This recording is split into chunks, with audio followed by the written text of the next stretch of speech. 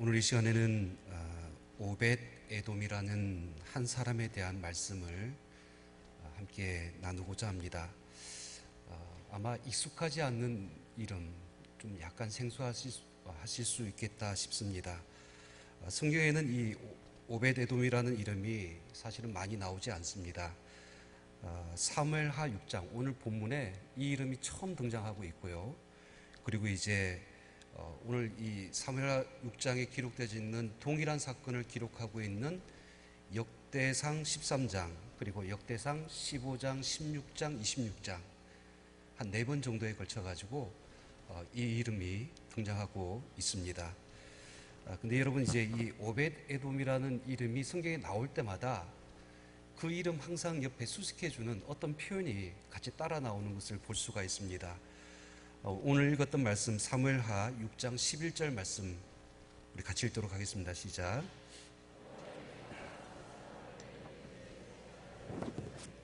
오 여호와께서 오벳에돔과 그의 온 집에 복을 주시니라. 사무엘 성경의 기자가 이야기하면서 여호와께서 오벳 에돔, 그러니까 이 한 사람뿐만 아니라 그의 모든 집에 복을 주셨다라고 이제 기록을 하고 있는 것을 볼 수가 있습니다. 뿐만 아니라 역대상 13장 14절 말씀에도 보면 하나님의 개가 오벳 에돔의 집에서 그의 가족과 함께 석 달을 있으니라. 여호와께서 오벳 에돔의 집과 그의 모든 소유에 복을 내리셨더라. 그러니까 역대상의 기자도 똑같이 오벳 에돔을 이야기하면서 하나님께서 그에게 복을 내리셨다라고 동일하게 이제 말씀을 하고 있다는 것이죠. 그리고 이제 역대상 26장 말씀을 보시면 오벳 에돔의 그 아들들의 이름들이 쭉 나와요. 그러니까 맏아들 첫째에서부터 그러니까 8째까지 쭉 말씀을 이제 하면서 마지막에 이제 어떻게 그 결론을 내리고 있냐면 하나님이 오벳 에돔에게 복을 주셨습니다라고 또 이렇게 말씀을 하고 있습니다. 여러분, 이제 그 역대상 25장과 26장에는 그러니까 그 하나님의 그 성전에서의 문지기로 있었던 사람들의 이름들이 쭉 나오고 있습니다. 계속해서 이름들만 언급을 하고 있어요. 근데 갑자기 26장에 들어서 가지고 그 많은 이름 중에 오벳 에돔이라는 이름이 딱 나오니까 성경에 그에게 딱 한마디 말을 더 언급하면서 여호와께서 그에게 복을 주셨다라고 말씀을 하고 있는 겁니다. 성경의 곳곳마다 그 이름이 등장하는 모든 곳에 그 성경 스스로 이제 주석하기를 그는 하나님께 복받은 사람이었다라고 말씀을 하고 있는 것입니다. 여러분, 이 사람이 궁금하지 않습니까? 도대체 얼마나 대단한, 그러니까 얼마나 큰 하나님의 복을 받았기에 구절구절마다 계속해서 그가 복을 받았다라는 이 사실을 성경의 이야기를 말씀을 하고 있는지 우리가 살펴볼 필요가 있습니다.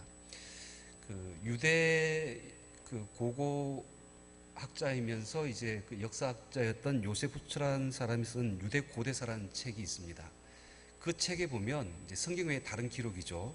이 오벳 에돔에 대한 이야기가 나오는데 어떻게 쓰여지냐면 법궤가 그의 집에 들어갈 때는 종의 신분으로 가장 가난한 사람이었는데 3개월 후 법궤가 나갈 때에는 그 마을에서 가장 큰 부자가 되었다.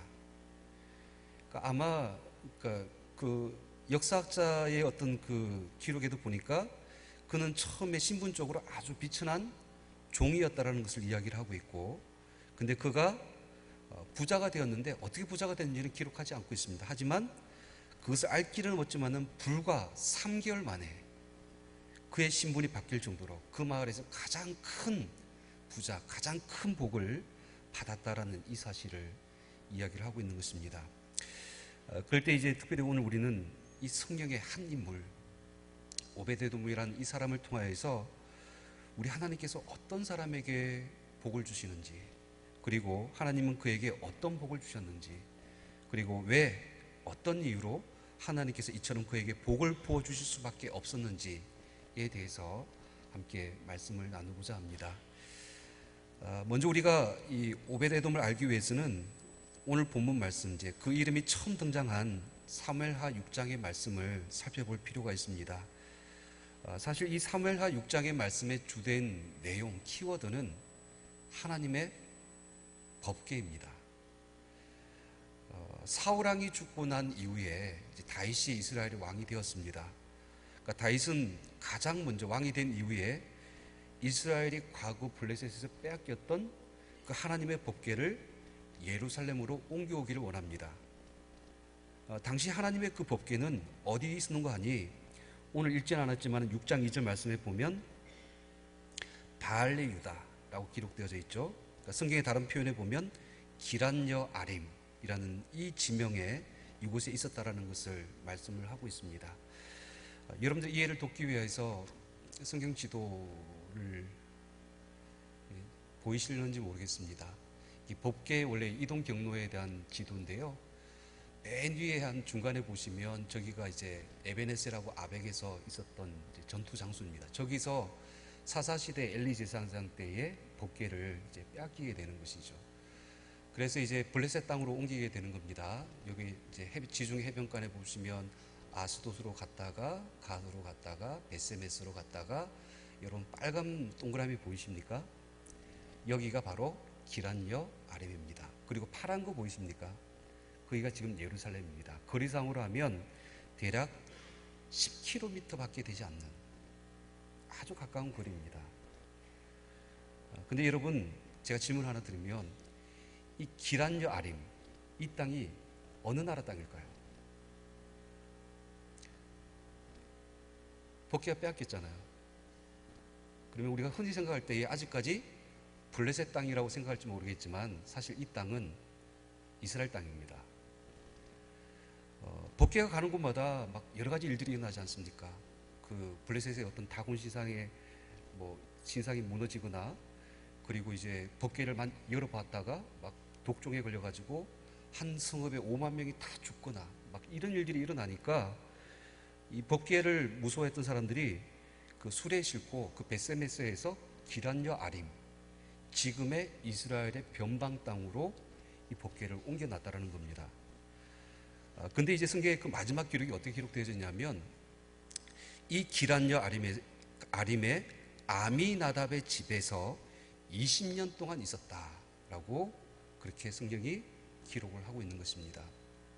다음 절이죠. 예. 법궤가 이스라엘 땅으로 돌아왔어요. 그런데도 불구하고 너무나 오랜 시간 동안 이 하나님의 그 법궤는 이스라엘 민족들로부터 잊혀져 있었다는 겁니다. 어느 누구도 이 법궤를 귀하게 여기지 않았고 까맣게 잊어진 채 이 아비나답의 집에서 무려 20년 동안 그 시골에 방치되어져 있었다는 거예요. 근데 이제 하나님을 사랑한 다윗이 왕이 된 이후에 그 법궤를 예루살렘으로, 자신의 그 다윗성으로 모시고 오기로 이제 그가 마음을 먹습니다.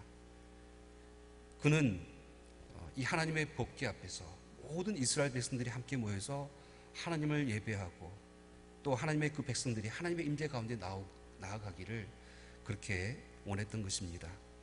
근데 이제 오늘 그 사무엘하 6장의 말씀에 보시면 문제가 발생을 하는 것을 볼 수가 있습니다. 그러니까 법궤를 옮겨오는 그 과정 가운데서 나곤의 그 타작마당에서 소가 어떻게 되죠? 뛰니까 갑자기 법궤가 떨어지려고 했을 때에 그때 그 옆에서 법궤를 옮기고 있었던 아비나답의 아들 누굽니까? 우사가 그 법궤를 붙듭니다. 어떻게 됩니까? 죽습니다. 우사 입장에서 보면 좀 억울할 수 있을 것 같아요.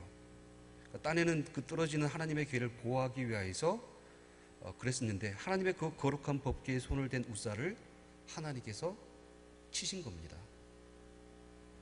결국 이 사건으로 인하여서 법궤를 옮겨오는 이 모든 일들이 중단되는 거예요.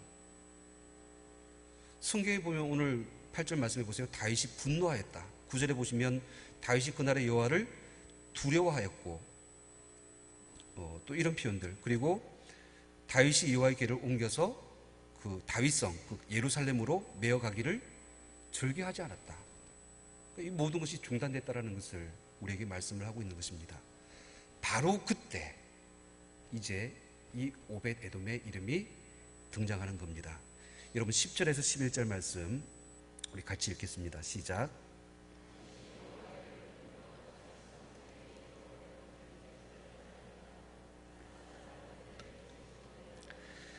여호와의 궤가 가드 사람 오벳 에돔의 집에 석 달을 있었는데 여호와께서 오벳 에돔과 그의 온 집에 복을 주시니라. 성경에 이 오벳 에돔이 어떤 사람인가를 이야기하면서 10절 말씀에 여호와의 궤를 칩으로 메어 간지라, 즉 하나님의 법궤를 칩으로 메어 간 사람이라고 나옵니다. 여러분 여기에 첫 번째, 왜 오벳 에돔이 하나님께 복을 받았는지 알 수 있는 중요한 단어가 여기 들어 있습니다. 그 단어는 바로 메어라는 이 단어입니다. 한번 따라해 보시기 바랍니다. 말씀대로 행하는 자에게 하나님은 복을 주십니다. 이걸 이제 우리가 말씀을 통해서 알 수가 있어요. 여러분 이 법궤를 옮기려고 다윗은 무려 이스라엘 그 많은 사람들 중에 3만 명을 뽑습니다. 특별히 이 3만 명을 데리고 이 법궤를 옮기려고 했어요. 근데 그렇게 많은 사람들이 심지어 다윗마저도 법궤를 옮기면서 놓쳐버린 실수한 것이 한 가지 있다는 거예요. 하지만 오직 그 가운데에서 한 사람 오벳 에돔만 하나님 앞에서 바르고 정확하게 행한 한 가지 일이 있다는 거예요. 그것은 바로 하나님의 법궤를 옮기는 규례입니다. 하나님께서는 모세를 통하여서 이스라엘 백성들에게 민수기에서 그 법궤에 대한 규례 말씀을 주셨어요. 특별히 민수기 4장 15절 말씀을 한번 보세요. 15절 말씀에 보면 진영을 떠날 때에 아론과 그의 아들들이 성소와 성소의 모든 기구 덮는 일을 마치거든 누굽니까? 고핫 자손들이 와서 맬 것이니라. 그러나 성물은 만지지 말라. 그들이 죽으리라. 회막 물건 중에서 그것들은 누구? 고핫 자손이 맬 것이며. 법궤에 대한 그 규례를 주시면서 그 핵심을 두 가지를 말씀하셨어요. 첫 번째는 아무나 매는 것이 아니라 누구만? 아론과 그의 아들들 중에, 특별히 레위 지파 중에 있는 고핫 자손들만 이 법궤를 옮길 수 있다는 것이고, 두 번째로는 어떻게 옮기라고요? 그렇죠. 만지면 안 됩니다. 어깨에 메어서 옮겨야만 한다라는 이 사실을 하나님께서 분명하게 그 규례로 정하셨고 말씀하셨다는 겁니다. 심지어 민수기 7장 8절에서 9절 말씀도 보세요. 이 말씀에 보시면 므라리 자손들에게는 그들의 직임대로 수레 넷, 소 8마리를 주고 제사장 아론의 아들 이다말에게 감독하게 하였으나 고핫 자손에게는 주지 아니하였다. 뭘 주지 않았다라는 거예요? 앞에 나왔던 수레나 소 이런 것들을 안 줬다라는 거예요. 왜 안 줬습니까? 그들의 성소의 직임은 그 어깨로 매는 일을 하는 까닭입니다. 그러니까 법궤를 옮기려면 소나 수레로 옮겨서는 절대로 안 되고 콕 집어서 어깨에 메고 이 법궤를 옮겨야 된다라는 이 사실을 분명하게 말씀했다는 겁니다. 그런데 오늘 사무엘하 6장 말씀을 보시면 지금 법궤가 어떻게 옮겨지고 있습니까? 그렇죠. 소가 이끄는 수레 위에 그 법궤를 놓고 옮기고 있었다는 사실입니다. 그런 가운데 웁사가 죽었어요.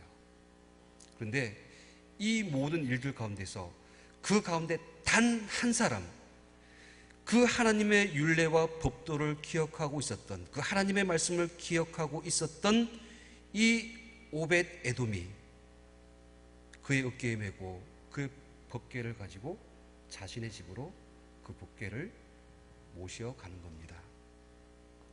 바로 그러한 그에게 하나님께서 복을 주셨다는 겁니다. 하나님의 말씀대로 행하는 자에게 하나님께서는 복을 주십니다. 여러분, 앞서 말씀드렸던 민수기에 기록되어져 있는 이 법궤에 대한 규례를 주셨을 때에 그때 그 상황은 출애굽 당시 시내산에서 주셨던 말씀이에요. 그리고 지금 이제 법궤로 옮겨가고 있는 사무엘하 6장의 이때는 다윗 왕 때입니다. 시간의 차이가 얼마입니까? 구약 맥잡기 하신 분들 계산해 주세요. 출애굽했을 때의 시내산에서 가나안 땅으로 들어갔을 때 대략 한 40년 잡고, 그리고 사사시대 지냈으니까 350년 잡고, 그리고 사울 왕이 먼저 전 단계에 있었으니까 또 40년 잡고, 대략 하면 430년이 지났다라는 거예요. 지금 제가 무슨 말씀을 드리려고 하냐면 이 430년의 시간 동안 성막은 사라지고 없었어요. 그리고 법궤는 오랜 시간 빼앗겨 버렸습니다. 그리고 레위인들은 레위인으로서 자신들이 주어진 임무를 다 잊고 살아가고 있었다라는 거예요. 바로 그때에 모든 사람들이 다 잊어버렸지만 그 법궤를 어떻게 옮겨야 될지 알고 있었던 한 사람, 하나님의 말씀대로 어떻게 행해야 될지를 알고 있었던 이 오벳에돔의 그 모습을 하나님께서 바라보시고 그에게 복을 주셨다라는 것입니다. 하나님께 주신 말씀과 규례대로 그대로 행하는 자에게 하나님께서 복을 주십니다. 그래서 성경은 항상 말씀이 우리의 축복의 통로라고 이야기를 하고 있습니다. 시편 1편 1절 말씀, 우리가 너무나 잘 아는 말씀이지 않습니까? 복 있는 사람은 어떤 사람입니까? 악인의 길을 따르지 아니하고 죄인의 길에 서지 아니하고 오만한 자의 자리에 앉지 아니하고 오직 여호와의 율법을 즐거워하여 그의 율법을 주야로 묵상하는 자로다. 모든 세상의 그 사람들이 세상의 그 악인들의 길을 따르고 죄인의 길을 걸어가고 마치 자신이 나름대로 지혜롭고 바르게 살아가고 있다라고 오만하게 여길지 모르지만 참된 하나님께 주시는 그 복은 하나님의 말씀을 붙들고 즐거워하면서 그 말씀을 주야로 묵상하면서 그 말씀대로 살아가기 위해서 몸부림치고 있는 그 한 사람에게 하나님께서 복을 주신다는 사실을 믿으시길 바랍니다. 저는 오늘 말씀을 보면서 한 가지 의문이 들었던 것이 있습니다. 아까 그 앞서 말씀드렸던 하나님의 법궤가 그 기란여 아림에 있는 아비나답의 집에서 20년 동안 있었잖아요. 20년이라는 시간 동안 그곳에 있었는데 그 집에는 복을 주셨다는 이야기가 없어요. 사실은 오늘 사무엘하 6장에 보시면 아비나답의 아들 우사가 죽음을 당하는 사실은 비극적인 결과로 그 집안은 끝나게 되는 것을 볼 수가 있습니다. 그런데 반면에 오벳에돔의 집에는 몇 개월? 3개월 있었던 것이죠. 근데 그 집에는 하나님께서 복을 주셨다는 겁니다. 이 차이가 뭘까요? 이것 또한 하나님의 말씀입니다. 사실 우리도 마찬가지죠. 우리가 20년을 믿었던 70년을 믿었던 그것은 사실은 아무 상관이 없어요. 그리고 단지 3개월을 믿었던 하루를 믿었던 그 시간들은 우리에게 중요하지는 않습니다.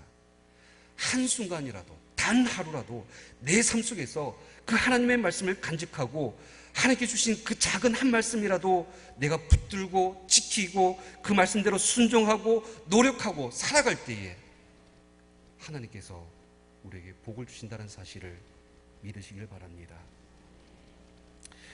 두 번째로 왜 오벳에돔에게 하나님께서 복을 주셨는가? 같이 한번 따라해 보시기 바랍니다. 자신에게 주신 직무를 감당하고 끝까지 충성하는 자에게 복을 주십니다. 여러분들이 이제 주목해야 될 것이 한 가지가 더 있어요. 그러니까 오늘 나군의 타작마당에서 있었던 이 사건 이후에, 그리고 하나님의 법궤가 오벳에돔의 집에 머물렀던 3개월 동안 하나님께서 복을 주신 그 이후에 오벳에돔은 어떤 삶을 살았는가에 대해서 여러분들 주목하셔야 됩니다. 성경은 이렇게 말씀하고 있지 않아요. 오벳에돔이 하나님 앞에 복을 받아서 큰 부자가 되었다, 이제 떵떵거리면서 잘 살았다, 과거 종으로서 살았던 그가 이제 높은 신분과 지위를 얻어서 해피엔딩, 잘 살았다, 이렇게 끝나지 않습니다. 여러분 말씀을 한번 보세요. 역대상 16장 4절에서 5절 말씀 같이 읽습니다. 시작.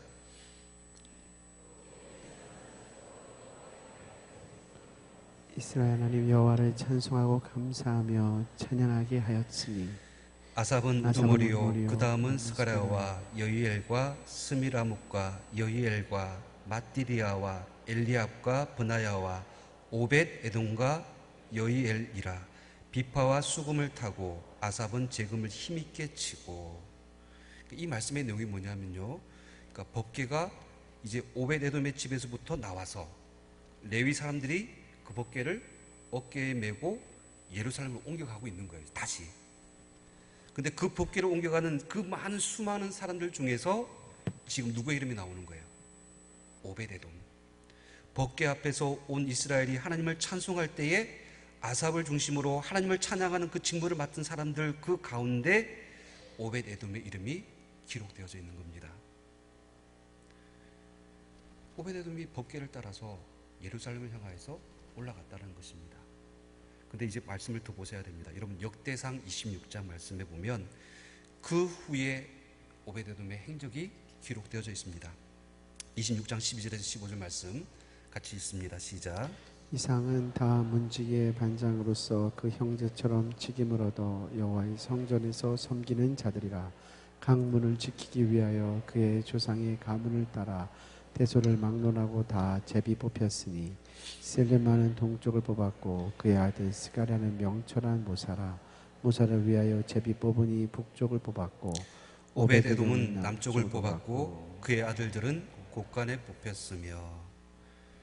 여러분 법궤를 따라서 올라간, 그러니까 예루살렘을 향해서 올라갔던 오벳 에돔이 이제 그 법궤가 있는 다윗의 장막, 그 성전에 무엇이 되었습니까? 각 성전의 문을 지키는 문지기의 그 이름들 가운데 이 이름이 지금 나오고 있는 거예요. 그는 성전의 문지기로 그 다음 인생을 살아갔다는 겁니다. 여러분 이것이 무엇을 이야기하는지 아십니까? 오벳 에돔은 요압의 복을 받았습니다. 3개월 만에 부자가 되었어요. 편안하고 안락했던 그 모든 삶들을 이제 다 뒤로하고 예루살렘까지 올라가서 하나님을 찬양하는 찬양대원으로 올라갔다가 이제는 하나님의 그 성전의 문지기로서 그의 마지막 삶까지 그렇게 살아갔다는 것을 우리에게 말씀하고 있는 것입니다. 이것이 그의 선택이었고 그 인생의 결정이었습니다. 하나님의 법궤가 있는 그 성전에 거하며 자신에게 주어진 직무를 감당함에 끝까지 충성했던 이 오벳 에돔. 비록 성전의 문지기라 할지라도 그 하나님의 성전에서 주어진 그 일을 감당하기 위해서 최선을 다했던 그 한 사람에게 하나님께서 복을 주셨다라고 말씀을 하고 있는 겁니다. 여러분 이 번역상에 참 재미있는 이야기가 있어요. 그러니까 재미있는 말씀이 있는데 그것이 뭐냐면 지금 개역 개정판으로 읽었지만은 그러니까 옛날 구버전 개역 한글판에 보시면 13절과 15절 말씀이 이렇게 기록되어져 있어요. 13절 말씀에 보면 강문을 지키기 위하여 그의 조상의 가문을 따라 대소를 막론하고 어떻게 합니까? 그러니까 성문 문지기를 이제 그 뽑을 때에는 제비를 뽑았다라는 거예요. 제비를 뽑았는데 15절 말씀이 이렇게 기록되어져 있습니다. 오벳 에돔은 남방에 어떻게 되었습니까? 당첨되었고 또 그의 아들들은 조금 더 못한 곳간에 당첨되었다라는 거예요. 여러분 당첨이란 말은 이럴 때 쓰는 겁니다. 로또에 당첨되고 복권에 당첨되는 이런 것이 복이 아닌 거예요. 정말 하나님께서 계시는 그 성전에서 하나님과 가장 가까이 나갈 수 있는 그 문지기로 자기가 뽑힌 것, 이게 복이라는 거예요. 오베데돔에게. 그것을 기뻐하였고 그것을 간절히 소원하였고 그의 일평생을 그 성전에서 그렇게 기쁨으로 살아갔다는 것입니다. 저는 오늘 이 오베데돔을 보면서 시편에 있는 여러 말씀들이 생각이 났어요. 특별히 시편 27편 말씀에 보면 4절에 내가 여호와께 바라는 한 가지 일 그것을 구하리니 곧 내가 내 평생에 여호와의 집에 살면서 여호와의 아름다움을 바라보며 그의 성전에서 사모하는 그것이라. 세상의 어떤 부귀영화보다도 가장 귀하고 간절히 바라는 내 인생에 한 가지 소망이 있다라면 일평생 여호와의 집에 거하면서 여호와의 그 아름다운 얼굴을 바라보면서 그 성전에서 사모하는 그 마음으로 살아가는 그 복을 누리기를 원한다는 것이죠. 또 시편 84편 여러분 고라 자손의 시 기억나지 않습니까? 주의 궁전에서의 한 날이 다른 곳에서의 첫날보다 나은즉 악인의 장막에 사는 것보다 내 하나님의 성전 무엇으로 문지기로 있는 것이 좋사오니. 첫날보다 더 나은 주의 궁전에서의 그 한 날을 사모하는 겁니다. 편안하고 안락했던 장막에 사는 것보다 성전 문지기로 사는 그 자체가 더 좋다라고, 그것이 내 인생의 복이다라고 지금 고백을 하고 있는 것이죠.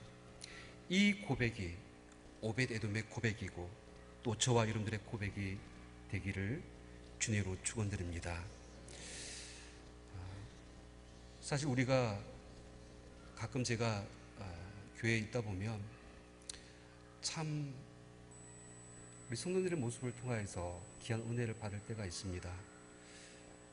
아무도 보지 않는 곳에서 사람들이 다 예배를 드리고 간 그 자리에 청소를 하고 있는 모습들, 그 화장실에 곳곳을 이렇게 청소하고 있는 어떤 집사님과 권사님의 모습, 아무도 바라봐 주지 않지만은 교회 곳곳을 돌아다니면서 그 쓰레기를 줍고 하나님의 성전에 대해서 거하면서 그 기쁨을 누리고 있는 그 모습들을 바라봅니다.